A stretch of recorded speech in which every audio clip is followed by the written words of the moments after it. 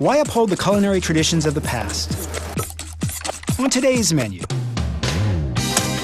with all the high-tech gadgets available today, there are still some who insist that good food only comes from doing things the old-fashioned way. Around the globe, these skilled artisans are guarding traditions and techniques that could someday be lost.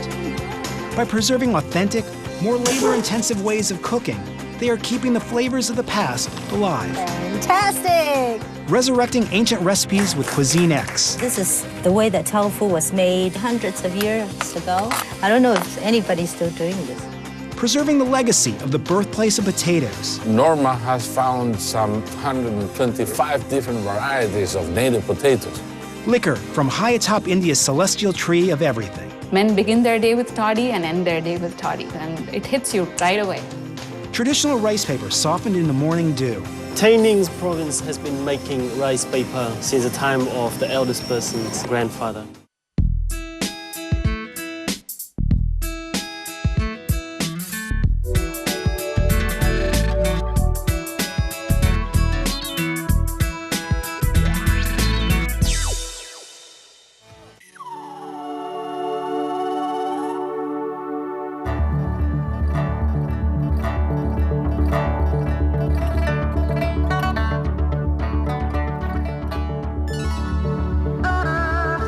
What I have is what they call a private kitchen. The original private kitchen back in Chinese history is like what I have. A one table inside my house with my own recipes that you can't eat anywhere else.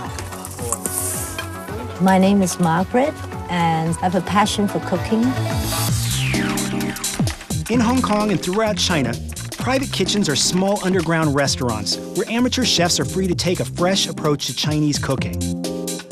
While considered a new trend in Chinese cuisine, private kitchens can actually be traced as far back as the Qing dynasty of the 17th century. Margaret Xu Yuan continues this tradition today as chef and hostess of Cuisine X, the most hidden of Hong Kong's private restaurants. Drawing on ancient recipes and obscure techniques, Margaret prepares an exclusive dinner at her home 15 miles north of Hong Kong Island. I kind of like food that is cooked slowly the way it should be cooked. For me, I hate pressure cookers. I hate machines.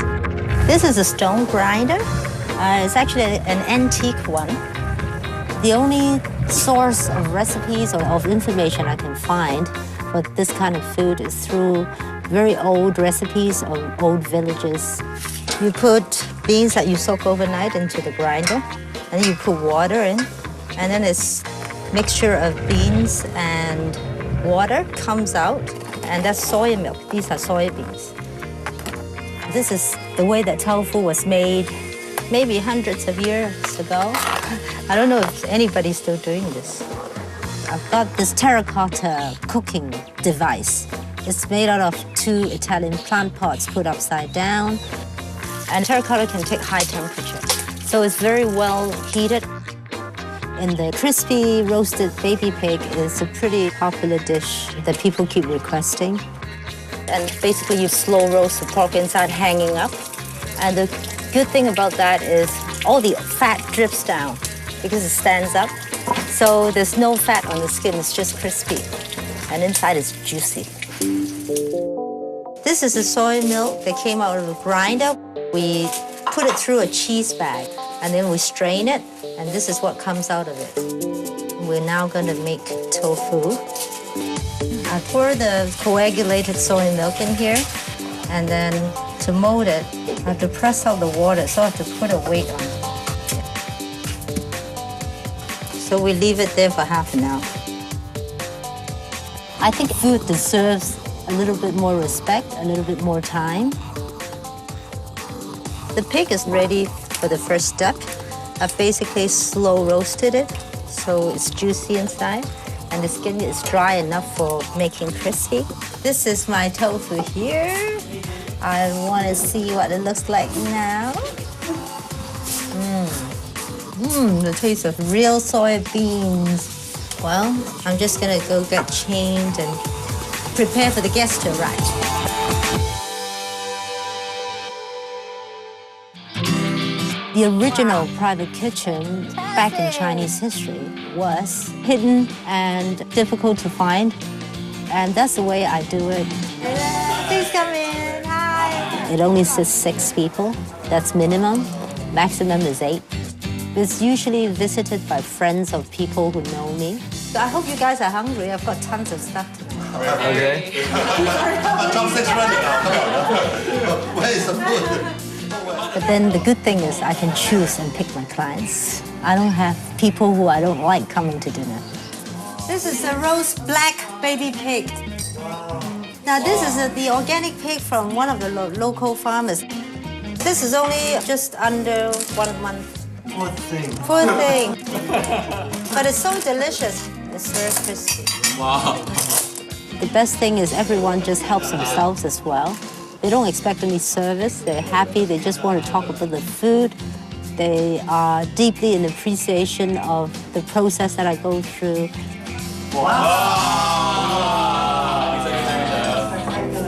The orange under the lobster is the organic rock melon from the local farms. The red is organic watermelon from the local farms.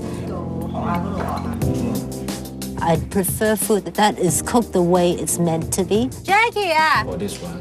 And I want to restore that spirit of real cooking, like you cook a chicken for 10 hours to make it tender, steamed, and the juice is locked in. You hear that crackle? Wow. I just want the skin. Want some skin? Let's go. Very good. Place like this, right? Like Margaret's place, is really like a hidden gem of Hong Kong. Hey, come on, Margaret. You gotta share some of this wine with us. Cheers. Ever since I've been doing this, I've been doing this for over 3 years. I've suddenly become a chef recognized by the industry. This is a lotus leaf from the lotus pond. It's so rewarding. It makes it all worthwhile. This is free-range chicken. I design my own dishes. I design my own styling. And it could be inspired by historical recipes. As long as I can keep experimenting with the authentic ways of cooking, it's my private lab.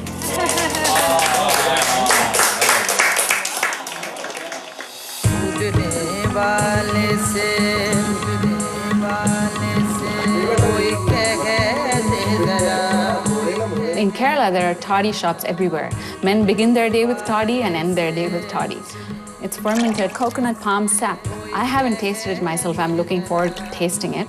It is supposed to be very strong, high alcohol content, and you drink it and it hits you right away. That's what I've heard. My name is Shobha Narayan, and I'm a food writer. I'm trying something today that I've never tried before. Cheers. Along the Malabar coast, in the South Indian region of Kerala, the natives call the coconut palm the Kalparishka, the celestial tree that gives us everything. Ancient records describe the use of coconuts in local cuisine, which may date back as far as the 3rd century BC. Its leaves are used for thatch, its fruits for chutneys, coconut milk, and coconut oil. The sap of the tree becomes coconut toddy, a liquor extracted by local toddy tappers. No one knows for sure how far back the tradition of drinking toddy dates, but it is believed to have been part of the local culture for centuries.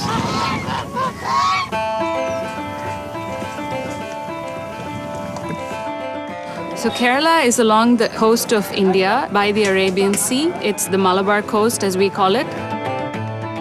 It's a beautiful, lush, green state. The seafood is very fresh and tasty. It's the land of coconuts.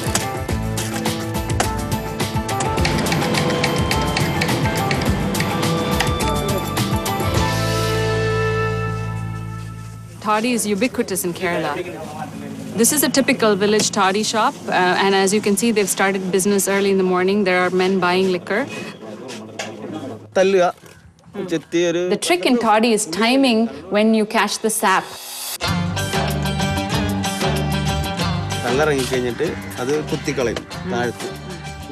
He says it's all in the tapping. This is the bone of a deer. They've put iron in the middle.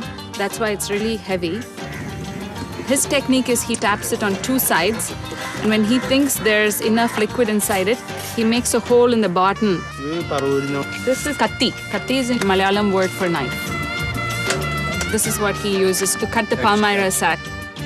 He releases the first liquid and then seals the palmyra with clay from very deep within the earth. This is so it doesn't leak.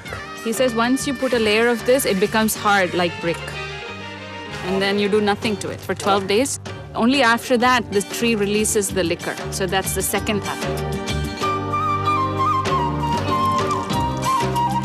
It's natural, it's from the tree, it ferments within the sac on the tree. So it's a completely natural process. It's just a gift from the coconut tree.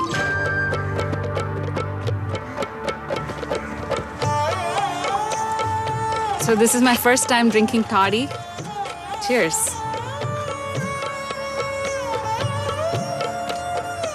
There's so many layers of flavors. You think when you're drinking it, it's just going to be really sweet, but it isn't. It's really good. It's smoky. You can taste the coconut, and it has a buttermilk flavor. It's an effervescence. It's like it pops in your mouth. He says this coconut sap that we've extracted remains as toddy for just 24 hours. And after that, it peaks, and then you can't sell it as liquor anymore. Then it becomes like really good vinegar. It's immediate gratification. You drink it and you're drunk. Well done. Everybody's envious. Cheers.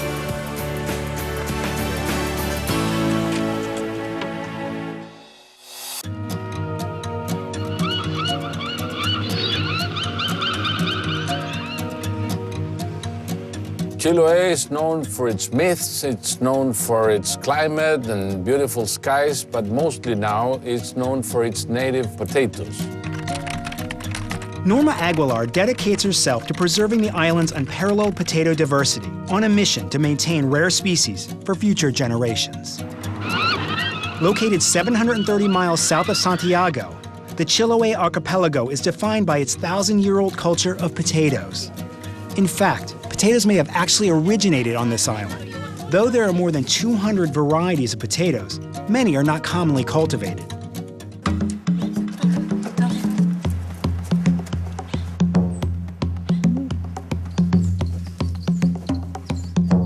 The potato is very central to the Chilean cuisine.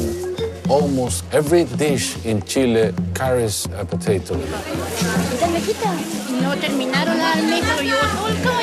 Norma Aguilar is known throughout Chile for her passion for native potatoes, and she is called the keeper of potatoes. Entonces ahí igual he recuperado muchas papas porque yo soy fanática. So whenever she hears of a different potato, whenever she finds someone that's carrying a different potato, she wants it. Norma has found some 125 different varieties of native potatoes. So number one is the first one that she inherited from her grandmother. Esta, la dos la encontré en un cementerio. Number two, she found in a cemetery. La tercera igual fue en un cementerio. Number three, she also found in another cemetery because her grandmother told her, well, the ancient people, when they would bury someone, they would surround their tomb with potatoes. Eso quiero yo, que se mantenga la tradición, ese origen nuestro. She says that her mission is to resurrect the native potatoes in order to leave them behind for the younger generations. Esta es la causa. Her grandmother had this very same potato inherited from her grandmother. So she calculates that the first potato of this plant she had must be like 500 years old. Esta papa. Esta papa tiene más o menos un sabor a la frutilla. This potato here tastes almost like strawberries. Each potato has a different flavor, and it can vary from the taste of a fruit all the way to the taste of cheese or even butter.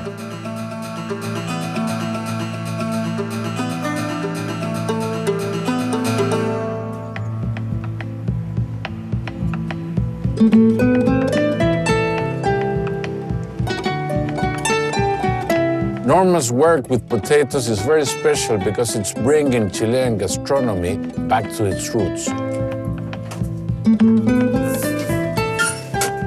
If she could spend her whole day cultivating potatoes, well, that's what she would do. Each one of the slices of these potatoes have a different figure in it.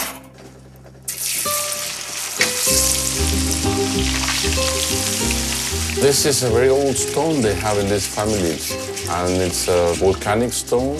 They're shredding the potatoes in order to get all the liquid out of it.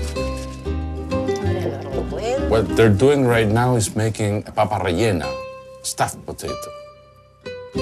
In this case, the filling is chicharrón, you know, the fried pork fat.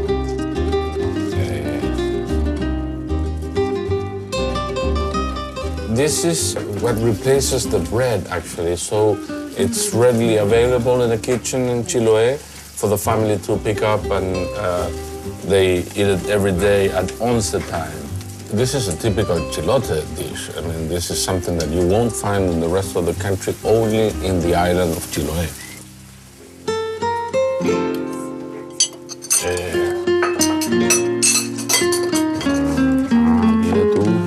Pásate las papas fritas. Que ellos me iban a enseñar a mí, yo le iba a estar enseñando a ellos, imagínense. What she hopes for is to be remembered as a native potato keeper. And she's very proud because she only reached 4th grade at school. And now she's teaching the kids at the university, and the memory that she will leave behind makes her very proud, and that's what she's after. It has an earthy taste and a flavor that resembles the smell of the forest around here. ¿Me quemar la lengua?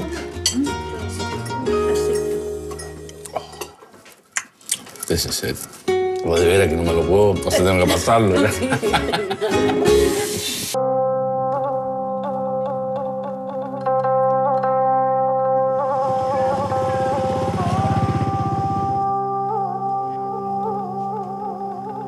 Taining's province has been making rice paper since the beginning of the 20th century. The family has lived in Taining for 3 generations, since the time of the eldest person's grandfather. Anh vừa nói đi, không sao đâu, mọi người ăn đi. Cháu. Over the last century, many Vietnamese factories began using machines to make rice paper. But in Tay Ninh, 50 miles northwest of Ho Chi Minh City, it is still handcrafted, using traditional methods that may be centuries old. This local version gets its unique softness from lying out in the grassy dew. So special is this particular Von Tron, as they call it, that cooks visit from all over the country just to bring it home to their kitchens. She said, we start simply with the rice. She grind it to get really, really nice flour, and then mix it in water.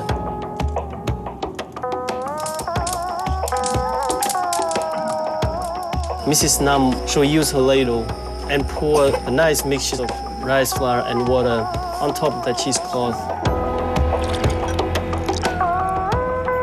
First layer, she'll let it stand there for about 5 seconds, and then use the ladle again to pour the second layer on top of already steamed first layer.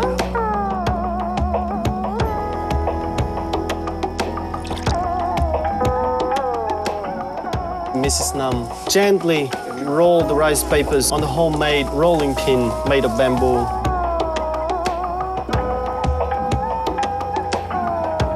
Mrs. Nam grew up with the rice paper, started making rice paper since she was very young. As the village people can remember, she's been doing it for at least 35 years now. Một ngày sẽ dạy em làm nghề này không?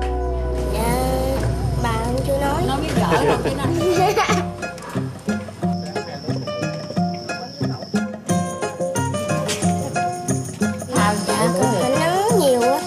She said that during the really nice sunshine weather, she'll dry it on the sun for about 1 to 2 hours.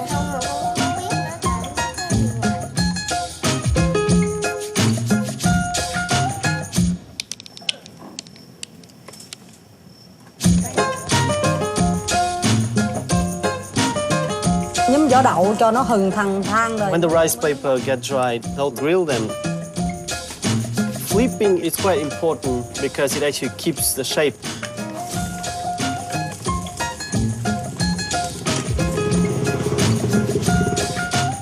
Then you're waiting for it to go from translucent to white.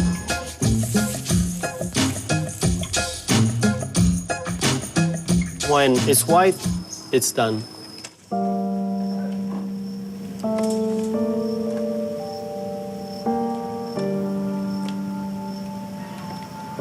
xong rồi mình đặt đánh rải đều ra vậy The đó. most important feature that makes this rice paper unique is after grilling, what the family does is spread them evenly on the net. Placed just above the grass. It will absorb in the evening too, and the smell of the grass itself. Phút 15 phút phải càng mát vậy phải không? Depending on the weather, if the weather is really nice and moist, 10 minutes and it's ready. This is what a grilled rice paper looks like before it absorbs the humidity. You get the sun. And this is the final product. You can roll it up nicely because of your morning dew and the evening dew. Nice and soft.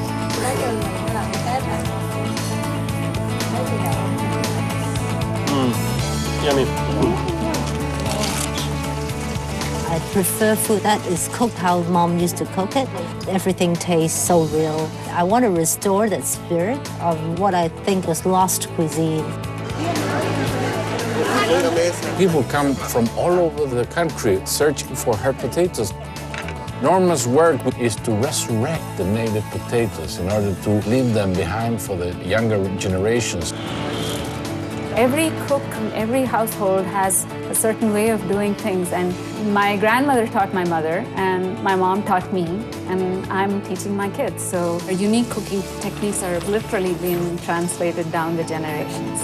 So that's the modern with the ancient.